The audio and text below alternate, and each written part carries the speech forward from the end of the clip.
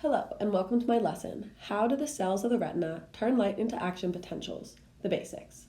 So to start, I think it's really useful to have an overview of how the flow of information works in both light and dark scenarios in the retina, which is at the back of the eye, as you can see in this diagram. And so we'll go over that before I get into the exact detail of how the photoreceptors turn light into a chemical signal. The three main important types of cells that we'll be talking about today are photoreceptors, bipolar cells, and ganglion cells. Two additional cell types which are important, but which I won't get into very much right now, are the horizontal cells and endocrine cells, which pass information laterally between the three main cell types.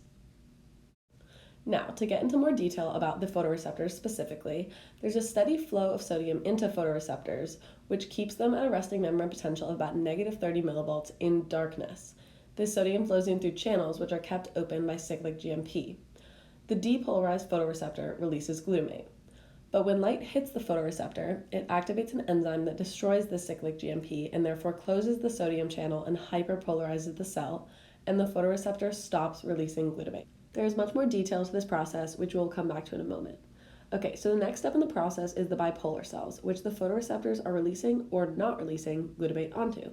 So some bipolar cells hyperpolarize when glutamate is released and others depolarize, depending on if they are an on-center or an off-center bipolar cell. If the bipolar cell is depolarized, it will cause the subsequent ganglion cell to fire an action potential, but if it is hyperpolarized, it will not. The impulses from a ganglion cell propagate along the optic nerve and to the rest of the brain. So now that you understand the broad flow of information, we'll dive into the specifics, looking at the process in photoreceptors a little bit more closely. So first, there are two types of photoreceptors, rods and cones, and the rods outnumber the cones in our retina by about 20 to 1.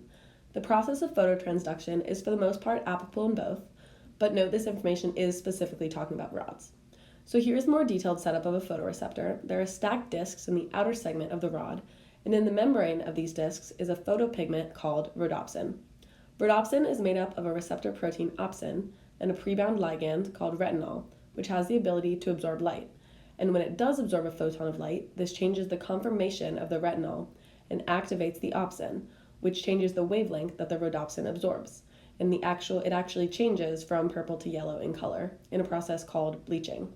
The bleaching stimulates a G protein called transducin, which then activates the enzyme phosphodiesterase, which breaks down the cyclic GMP, which is usually present and usually keeps the sodium channels open, as we mentioned before.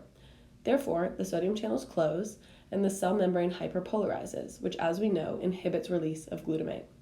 This whole process is an example of a biochemical cascade, and it's interesting to note that this results in signal amplification, because when even only one photopigment molecule changes conformation, there are many G proteins activated, which in turn activate many phosphodiesterase molecules, which each break down more than one cyclic GMP.